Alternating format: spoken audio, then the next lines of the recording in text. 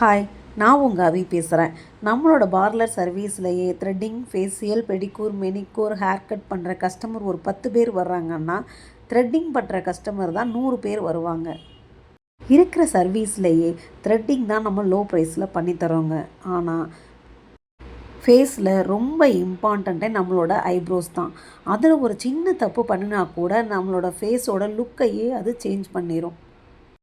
நம்மளோட கிளைண்ட் அவங்களோட ஐப்ரோஸை last month trim பண்ணதா சொன்னாங்க.